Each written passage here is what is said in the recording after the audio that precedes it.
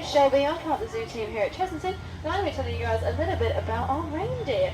So we do actually have 3 reindeer here at Chessington, although I believe they are all inside at the moment. So we have Belle, or Bluebell. She's the oldest, so she's around 6 years old. She's the biggest and has 2 really tall antlers. And then we have Jingle. Jingle's the easiest one to spot because she has only 1 antler. The eyes is completely normal. She unfortunately bonked it when she was younger and it just hasn't grown back. This does happen with some reindeer unfortunately, but it's not causing her any pain, just makes her look a little bit unique.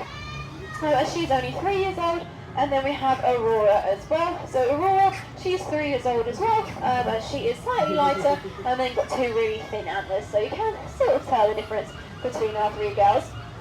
So of course the most noticeable feature about our reindeer is of course their antlers.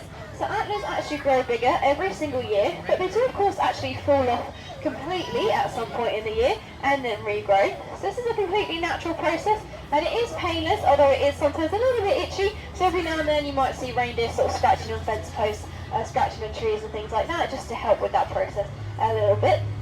This is actually what separates antlers and horns, is that antlers fall off whereas horns don't.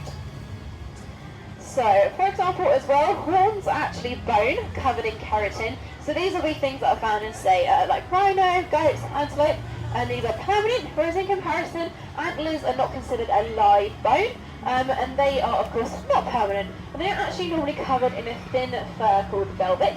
And basically what happens is the blood supply gets cut off at a certain point in the year, and the velvet will come off, that's normally the itchy part, and then the antlers will, of course, fall off completely. And then of course it will later on regrow.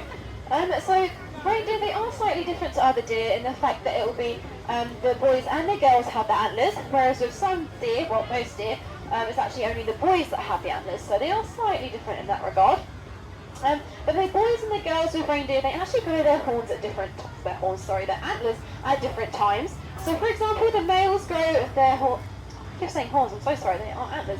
Right, so the males grow their antlers in February and drop them in November to December, whereas in comparison, the females grow them in May and then drop them in February and March. So, having said that, if we have a look at Santa's reindeer, if you're seeing reindeer in December, that means that actually they are girls. So that then means Santa's reindeer are, of course, girls and not boys. So not many people know that, which I think is pretty cool.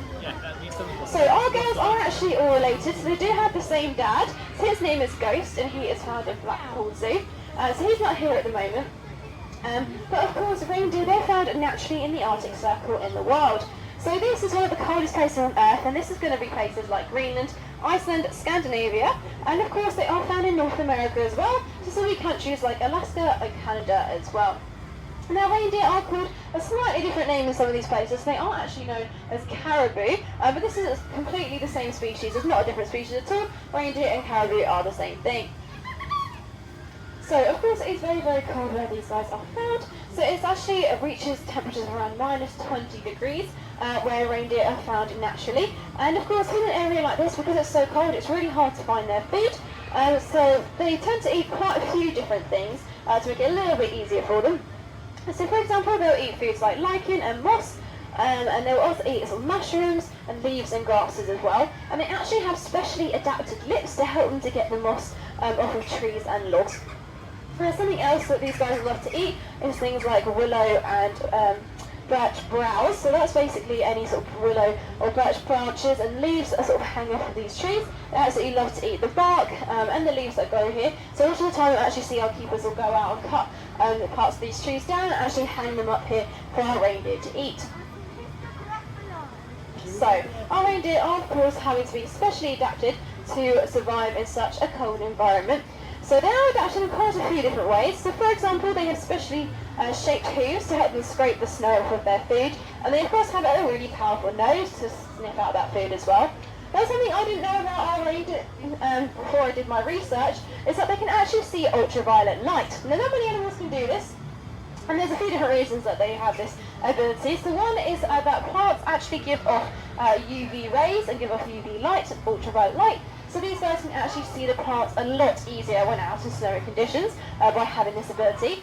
That's not the only thing they look for. They actually can see each other's wee using this ability as well, which is a little bit gross, but it makes it a a lot easier for them to spot each other and see where they all are in large herds when they're in really snowy conditions. It makes it a lot easier for them to track each other, especially when you're in a massive herd of up to around 500 individuals. Now, with these guys, they do tend to live in really large herds to help them from predators, to help protect them from predators. So that can be things like wolves and bears. Now, of course, another challenge of their habitat is keeping warm. So reindeer actually have two different types of fur. So in the winter, they have a nice, lovely, thick winter coat. As it gets to sort of spring, that will start to shed, and then they get a nice, thin coat ready for the sort of summer months. So they're really well adapted in that regard. And with these guys as well, they actually have, well, not quite a red nose, but they do have a warm nose, just like Rudolph.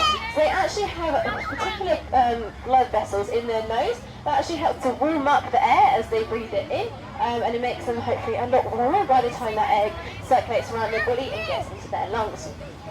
Now with these guys as well, their hooves are actually especially adapted as well, because what happens is they actually harden when it gets to the cold months to help to keep the heat in, and they are specially shaped to stop them from sinking in the snow as well. Now one thing you might notice when these guys do hopefully eventually come out to say hello to you is a snapping or a clicking noise when they walk. Now of course this is completely normal, completely painless. This is actually another way that reindeer are able to find each other in really snowy conditions.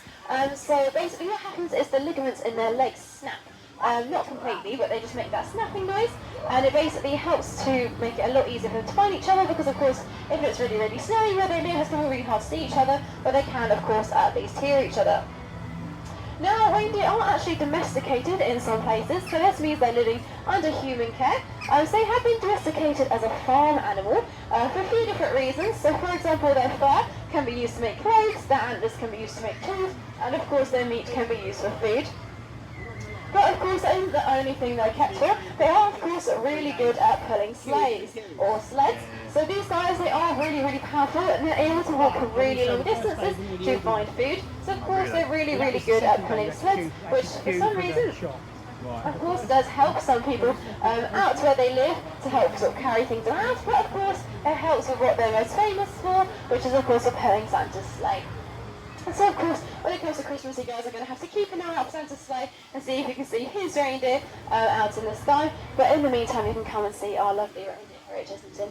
So thank you so much for listening. Hopefully you learned something. Sorry for my stumbles there. This is my second time ever doing this talk, so I do apologise. But hopefully you learned something. If you do have any questions, do feel free to come up and ask. But thank you so much, guys. I hope you have a lovely, lovely day. Thank you.